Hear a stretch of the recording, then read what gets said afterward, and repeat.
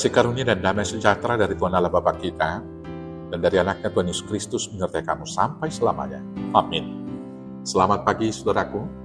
Selamat melakukan aktivitas yang baik untuk kemuliaan Tuhan, dipandu firman Tuhan dari Keluaran 33 ayat 11. Demikianlah firman Tuhan. Dan Tuhan berbicara kepada Musa dengan berhadapan muka, seperti seorang berbicara kepada temannya. Kemudian kembalilah ia ke perkemahan. Tetapi abdinya, Yosua bin Nun, seorang yang masih muda, tidaklah meninggalkan kemah itu. Demikianlah firman Tuhan. Bapak Ibu Saudaraku yang terkasih dalam Yesus Kristus, kemajuan teknologi informatika telah mempermudah manusia berkomunikasi ke seluruh penjuru dunia ini. Berbagai kegiatan dapat dilakukan tanpa harus bertatap muka. Misalnya rapat, sekolah, bekerja, dan bahkan beribadah dapat dilakukan dari rumah.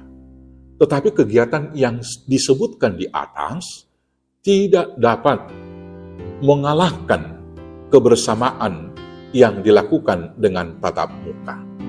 Kualitas hidup dalam persekutuan dan tatap muka itu pasti lebih baik daripada pertemuan yang dilakukan dengan pertolongan teknologi tadi, mungkin dengan Zoom meeting, live streaming, dan lain-lain. Karena saat kita bertukar cerita dan tertawa bersama, tanpa disadari, kita bisa merasakan perasaan lawan bicara kita hanya dengan melihat mimik mereka.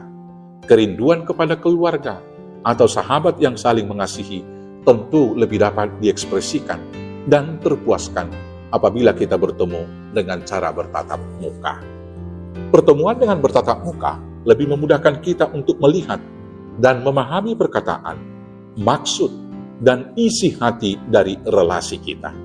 Sebaliknya, kita juga dapat lebih mudah untuk mengutarakan keinginan dan perasaan kita kepadanya.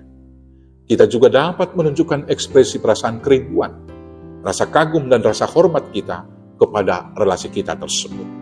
Maka dapat disimpulkan bahwa pertemuan atau persekutuan yang dilakukan dari jarak jauh dengan pertolongan teknologi informatika yang canggih tidak dapat menggantikan kualitas pertemuan tatap muka.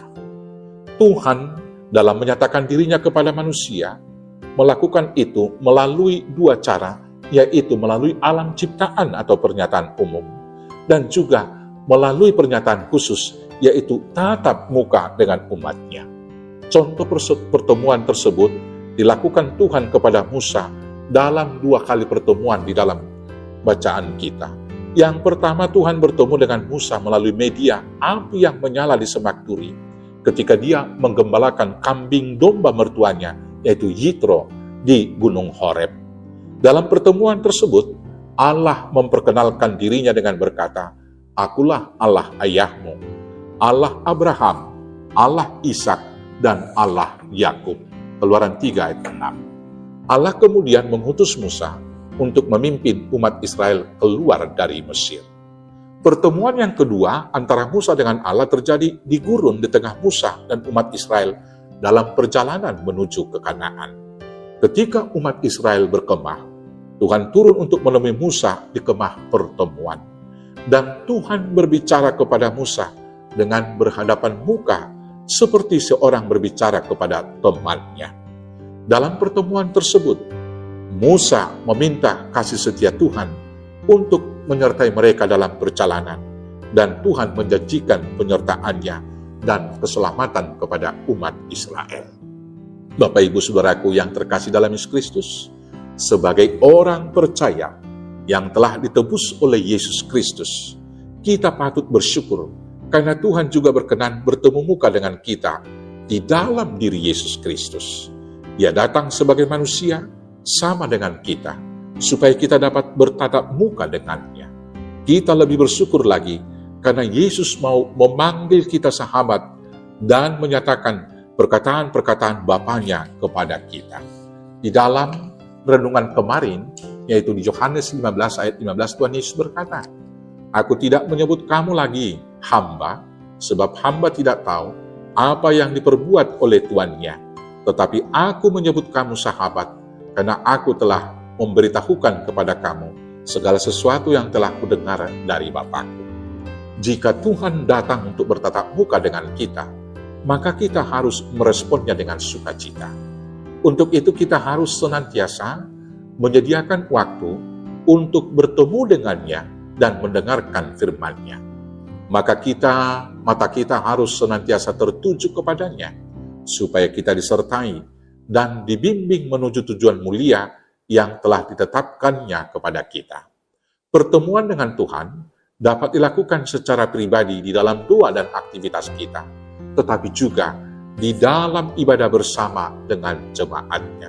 Karena itu, kuasailah dirimu agar tetap rajin datang dalam ibadah persekutuan dengan Allah di tengah-tengah jemaatnya.